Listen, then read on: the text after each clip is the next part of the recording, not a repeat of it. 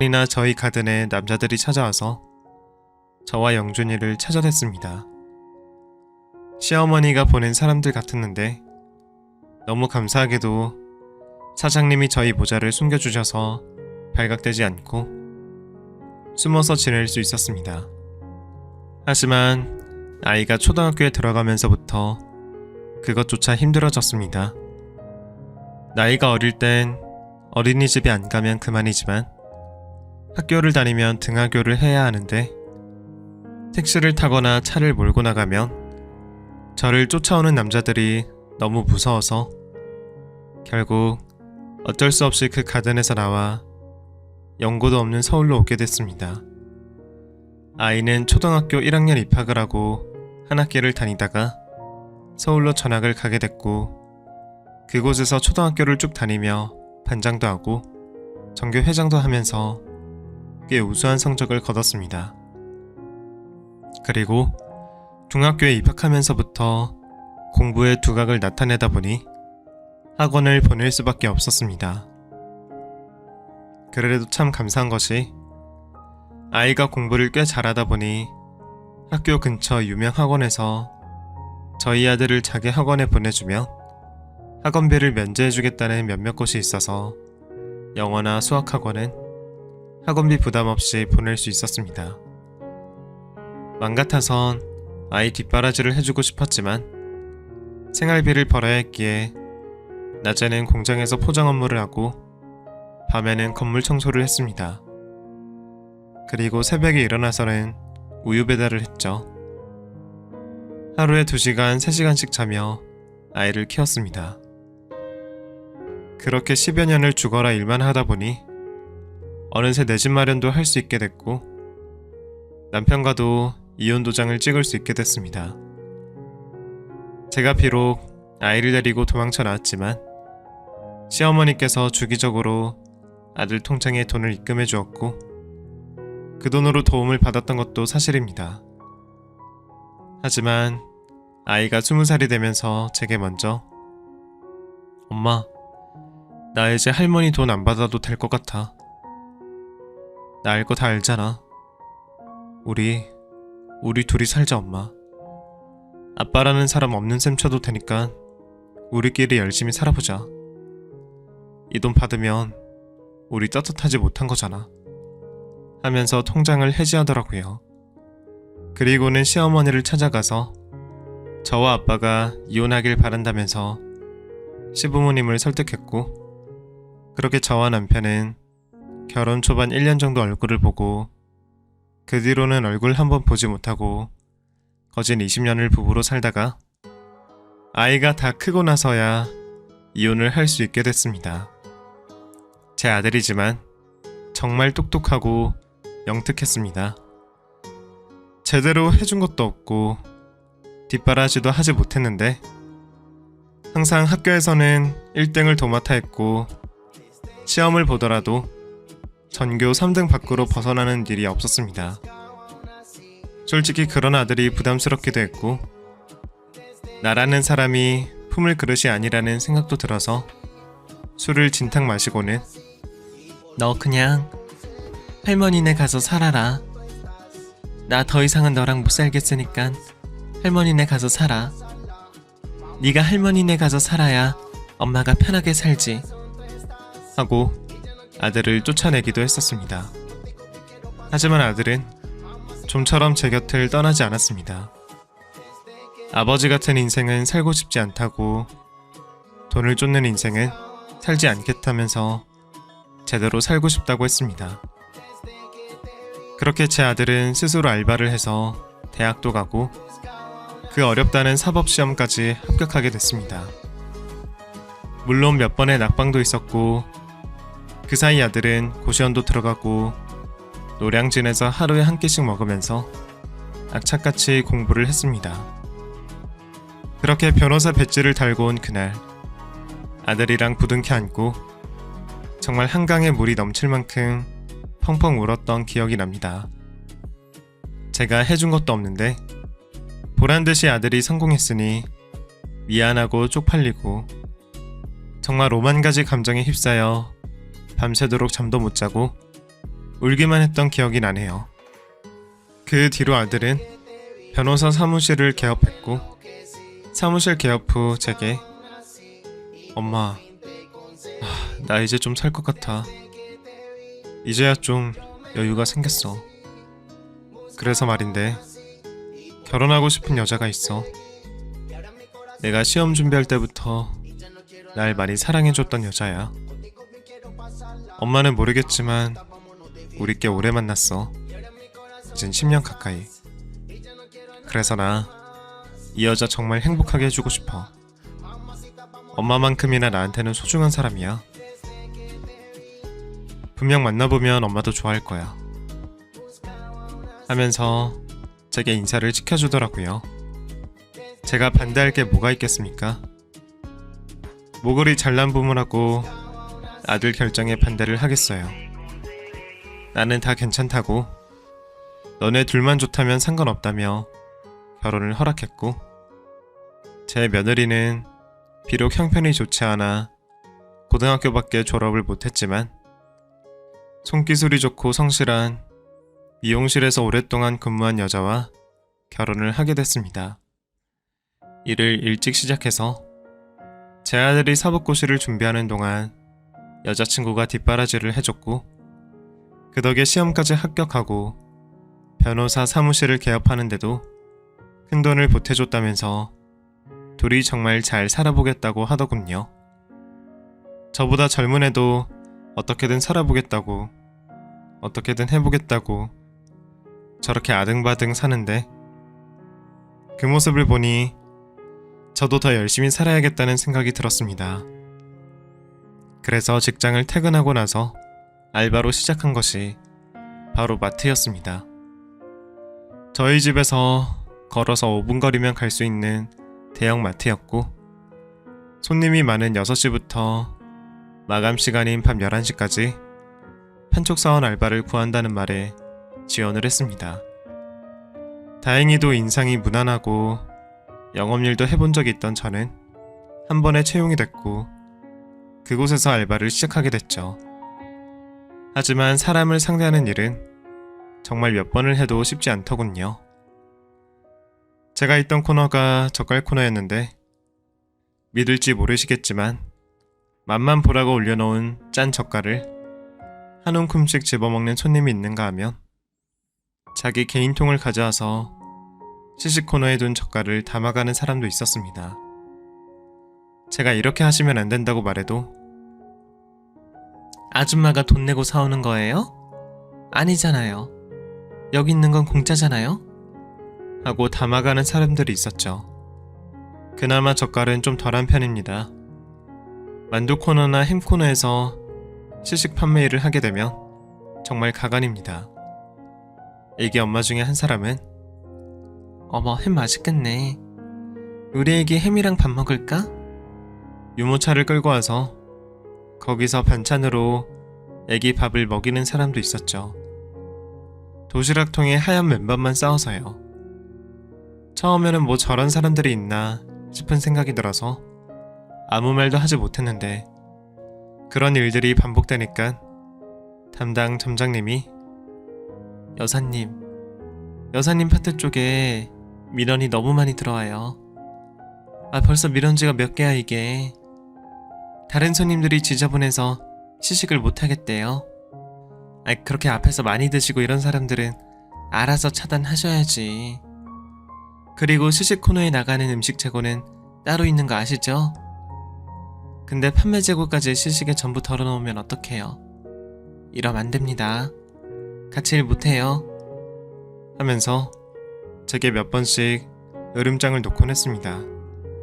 저도 수많은 일을 해왔지만 마트에서 일한 건 처음이라 손님들이 그렇게 하면 한마디라도 해야겠다 하고 마음을 먹은 날이었죠. 그날은 손님이 가장 많은 주말이었고, 지금이야 시국인지라 그런 사람이 거의 없지만, 제가 마트에서 일을 하던 때는 시식을 하려고 줄을 서서 기다리는 사람들도 있을 만큼 시식에 목숨 거는 사람들이 많던 때였습니다. 사실 몇몇 그런 사람들은 저도 이미 얼굴을 외웠던 터라 그 사람들이 오면 이번에는 말해야지 하고 마음을 먹고 있었는데 아니나 다를까 장바구니를 들고 있는 한 여자가 오더니 제가 굽고 있는 만두 앞에 서 있더라고요. 저기요, 이거 하나 먹어볼 수 있어요? 하고 제게 물어서 이쑤시개에 만두 한 달을 꽂아서 내밀었습니다. 아이고, 이거 하나 주면 누구 코에 붙여? 몇 개 좀 더 줘봐요. 많이 먹어봐야 맛을 알 거 아니야. 맛을 알아야 사든지 말든지 하지. 하고 제게 말을 해서 2개 더 집어서 내밀었더랬죠. 뒷사람이 기다리는데도 아랑곳 않고 3-4개씩 먹는데 결국 저도 한마디를 했습니다. 손님, 뒷손님들이 많이 기다리십니다. 조금만 옆으로 비켜주실 수 있나요? 저기요, 저도 기다렸다가 먹는 거예요. 그럼 저 사람들도 기다려야죠. 아줌마, 이렇게 말할 시간에 하나라도 더 구우세요. 그럼 뒤에 사람들도 덜 기다리겠구만. 하고 계속 먹는 겁니다. 뒤에서 기다리던 손님들 불만 가득한 티를 냈지만 직접적으로 말하는 사람이 없어서 제가 먼저 손님, 뒷손님들이 너무 기다리세요. 이런 말씀 드리기 좀 그렇지만 저희 마트 자주 오시잖아요. 제가 얼굴을 기억하는데 시식이라는 게 제품을 구매하기 위해서 맛만 보시는 거지 집에 싸가거나 통에 담아가라고 내놓은 제품이 아닙니다. 매일 오실 때마다 이렇게 잔뜩 드시고 구매는 안 하시면, 아니 구매 안 하시는 건 그렇다 쳐도 이 정도 드셨으면 다른 손님들을 위해서 자리를 좀 비켜주세요. 죄송합니다. 하고 꾸벅 인사를 했죠. 그랬더니 그 여자가 제 어깨를 툭 밀더군요. 이거 봐요 아줌마. 딱 봐도 나보다 나이도 어려 보이는데 이런 데서 일하는 거 얼마나 받아요? 뭐 한 돈 1000만원 받아? 돈 2000만원 받아? 지금 그래서 나한테 갑질하는 거예요? 요즘 세상이 어떤 세상인지 모르나 보다, 어? 손님이 왕인 세상이야. 내가 이 마트에서 쓴 돈이 얼만지 알아요? 몇억 원을 될걸? 내가 구매를 안 해. 이 아줌마가 누굴 거지로 하나. 나 여기 10년 넘게 단골이야. 근데 어디서 나한테 이래라 저래라야, 어? 지금 뭐 하자는 거야? 아줌마 마트에서 잘리고 싶어? 하면서 화를 내는 겁니다. 저는 그런 반응에 너무 당황스러워서 아니 손님 그게 아니라 너무 많이 드시니까 다른 분들도 기다리시고 있고 하고 제가 머뭇머뭇대자 그 여자는 더 발광이라도 하듯 뭐? 너무 많이 먹어? 이거 봐, 내가 뭐 얼마나 먹었다 그래? 만두 몇 개 좀 먹은 거 가지고 손님한테 이래도 되는 거야? 내가 지금 집에 있다가 나와서 옷차림이 이렇다고 나 무시하는 거야? 아니면 장바구니에 들은 게 없어서 텅텅 비었다고 무시하는 거야? 아이고, 이 마트가 사람 무시하네. 손님 가려가면서 봤네. 여기 담당자 누구야? 여기 사장 나오라 그래. 사장 나오라고 하면서 제 앞에 탁자를 툭툭 치더라고요. 주변 직원들이 모여서 손님, 이러지 마세요. 죄송합니다. 진정하시고 저쪽에 가서 얘기 나누시죠. 하고 그 손님을 달랬지만 손님은 뭐 때문인지 흥분도가 머리끝까지 올라와서는 참아? 뭘 참아? 안 그래도 내가 오늘 기분이 더러웠는데 잘 됐어. 어? 어디 한번 하는 데까지 해보자고. 내가 뭘 그렇게 잘못했는지 말해봐. 이거 몇 개 집어먹은 것 때문에 그런 거야? 그래, 나 배가 고파서 좀 먹었어. 그게 그렇게 잘못이야? 아니면 뭐 내가 추리하게 입고 와서 그래? 그래서 무시하는 거야? 명품 가방 들고 정장 입은 손님이 여기 와서 만두 집어먹어도 그렇게 말했을 거야? 어? 그럴 거냐고. 이까짓 거 얼마나 한다고 사람을 개무시를 하고 지랄이야? 하면서 상을 뒤엎는 겁니다. 사람들은 빙그르르 둘러서 저희들을 구경하기 시작했고 저희 파트를 담당하는 지점장이 달려와서는 손님, 죄송합니다. 제가 직원 교육을 다시 하겠습니다. 죄송합니다. 하고 사과를 하더군요. 당신 사과는 필요 없어. 죄를 지은 사람이 사과를 해야지. 왜 당신이 해? 아줌마가 잘못한 거 아니야. 하고 제 사과를 받고 싶다는 겁니다. 저는 그 말을 듣고 더 이상 일을 키우고 싶지 않아서 죄송해요. 정말 죄송합니다. 제가 잘못했습니다. 하고 허리를 숙여서 사과했는데 그 여자가 저를 보고 그러더군요. 이게 사과야? 당신 어릴 때 제대로 안 배웠어? 못 배워서 이런 일 하는 거 티내는 거야? 잘못한 거면 무릎 꿇고 제대로 빌어야지. 그게 사과 아니야? 하고 톡 쏘듯 말을 하는 겁니다. 솔직히 너무 당황스러웠습니다. 이게 뭐라고 이렇게까지 하는 건지. 사람들이 이렇게 많은 곳에서 무릎을 꿇고 사과를 하라니. 갑질도 이런 갑질이 없다 생각했죠. 하지만 주변 사람들은 저를 보며 수군거리고 있고 그 많은 사람 중에 아무도 그 여자를 말리는 사람은 없었습니다. 지점장은 제게 여사님, 어떡해요. 그러게 왜 일을 키우셔가지고 하고 눈치만 줄 뿐 아무 대처도 해주지 않았죠. 그 여자는 제 앞에서 팔을 꼬고 서서 제가 무릎 꿇고 사과할 때까지 기다리고 있고 사람들은 전부 다 저를 보고 있고 이미 마트 안에선 제가 마치 동물원의 원숭이가 된 것처럼 수백 개의 눈이 저만 쳐다보고 있으니 저는 어쩔 수 없이 무릎을 꿇었습니다. 제가 무릎을 꿇자 사람들은 휴대폰을 꺼내서 그 장면을 촬영했고 제가 의도한 건 정말 아니었지만 저도 모르게 고개를 숙이고 눈에 눈물이 맺히더군요. 그 여자는 그런 제 모습을 보고 그러고만 있을 거야? 무릎 땅에 붙이고 있으면 사과한 거야? 입은 뒀다 뭐해? 잘못했습니다. 죄송합니다. 하고 말을 해야지. 하며 제 앞에서 큰 소리를 쳤습니다. 그런데 그때 많은 인파를 밀어내며 엄마! 하는 제 아들의 목소리가 들렸습니다. 그런데 사람 마음이 이상한 게 아들이 저를 부르면 고개를 들어야 되는데 그 자리에 엎드려버리게 되더라고요. 저는 몸을 동그랗게 말아서 그 자리에서 엎드렸고 아들은 저를 일으키더군요. 당신 뭡니까? 뭔데 우리 엄마한테 이런 식으로 대해요? 하고 제 아들이 큰 소리를 쳤습니다. 너야말로 뭔데 남의 일에 끼어들어? 이 사람이 잘못을 했으니까 나한테 사과하는 거잖아. 아들이야? 꼴을 보니 아들 같네. 이봐요 아줌마, 아들 앞에서 부끄러운 줄 알아. 서비스라는 게 뭔지 보여주라고. 아들이 지혜미 닮아서 경우가 없네 경우가 없어 하면서 핀잔을 늘어놓더라고요. 그 말을 들은 제 아들이 이거 보세요. 혹시 지금 그쪽이 무슨 짓을 하고 있는 건지 압니까? 에? 공공장소에서 한 사람을 모욕하고 망신 주는 거 법에 걸리는 행위라고요. 최소 벌금 300만원 소송해서 승소하면 많게는 2천만원까지도 낼 수 있어요. 하고 법적으로 들이대더라고요.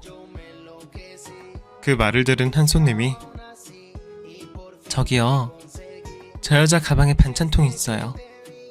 그거 여기서 다 집어넣은 거예요. 시식 코너에 있는 음식 거기다가 다 담은 거라고요.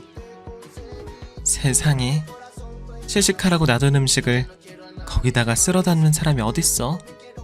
그거 절도 아닌가요? 해도 적당히 해야지. 괜히 찔리니까 시식 아줌마한테 적반하장이네. 하고 그제야 목소리를 내줬습니다. 제 아들은 그 여자 가방을 슬쩍 보더니 맞네요. 절도 맞아요. 엄연히 이 음식의 주인은 이 마트고 이 마트 사장 허락 없이 통에 담은 거 맞죠? 시식든 모르세요? 시험 삼아 맛만 보라는 겁니다.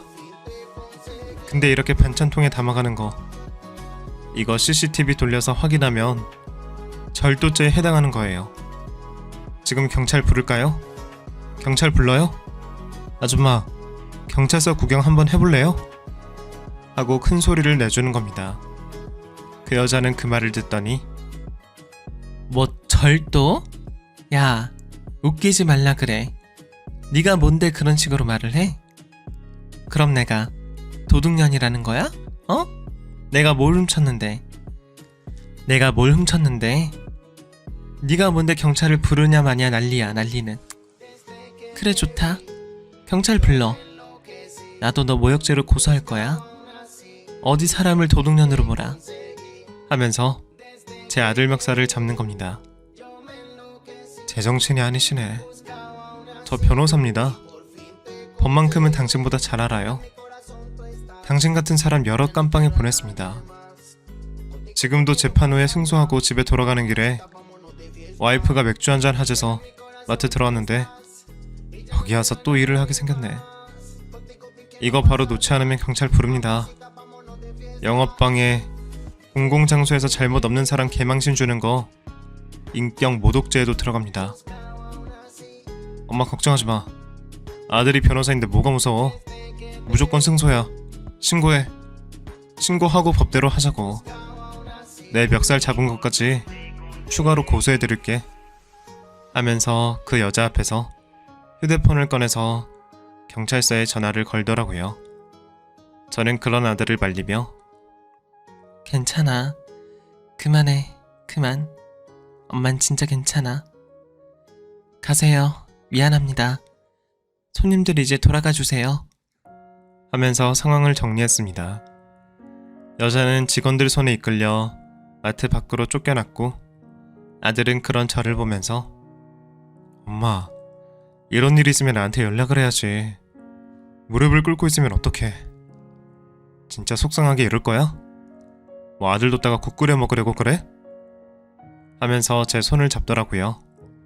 그 광경을 구경하던 한 아주머니가 저희 곁으로 오더니 아들 참 잘 키웠어. 똑똑해. 참 자식 농사 잘 지었어. 아들이 너무 기특하다. 아유, 밥 안 먹어도 배부르겠어요? 하면서 저희 아들을 칭찬해 줬습니다. 그렇게 마트 상황은 정리됐지만 인터넷에는 우리 마트와 관련된 글들이 도배가 되기 시작했고 사람들은 인터넷에서 말들을 옮기고 다니다 보니 결국 저는 마트 일을 더 이상 할 수 없게 됐습니다. 물론 그 뒤로 그 여자는 제가 일하던 마트에 블랙리스트까지 올라가서 마트 직원들이 그 여자에게 전부 불친절하게 대했고 보통 이렇게까지는 잘 안 하는데 본사에서도 이런 경우 직원 보호를 위해 바로 경찰을 부를 수 있도록 교육을 한다고 하더라고요. 그런 일이 생기고 나서 그 여자는 더 이상 마트에 오지 않는다는 소식을 동료 직원을 통해 듣게 됐고 그 여자가 아니더라도 마트에서 진상짓을 하는 손님들이 많이 줄어 제가 간두고 나서 일하기 너무 편해졌다는 다른 알바생들의 얘기를 들으니 뭔가 뿌듯하기도 했습니다. 꽤 오랫동안 한 알바인데 불미스러운 일로 일을 관두게 된 것이 시원하기도 하고 섭섭하기도 합니다만 그래도 세상이 많이 바뀌어서 서비스직에 종사하는 사람들이 조금 더 쉽게 일을 할 수 있는 세상에 오면 좋겠다 라는 생각을 하네요. 사실 이 사연을 쓰게 된 것도 이런 얘기를 하고 싶어서였는데 어쩌다 보니 제 아들 자랑이 돼버리고 제 인생의 자서전을 쓴 것 같다는 느낌이 듭니다. 삶을 살면서 과거를 돌아보는 일이 흔치 않은데 이런 기회를 통해 저라는 사람에 대해 정리할 수 있는 기회가 생겨서 너무 기분이 좋습니다. 지금이야 누구보다 행복한 삶을 사는 저이지만 이렇게 되기까지 참 높은 산들을 많이 넘어왔다는 생각이 드네요. 이 사연을 들으시는 분들도 한 번쯤은 내 인생을 정리해보는 시간을 가져보는 건 어떨까요? 그리고 혹시나 내가 남에게 피해를 주며 살지는 않았는지, 갑질하진 않았는지, 반성하는 시간도 가져보면 좋을 것 같습니다.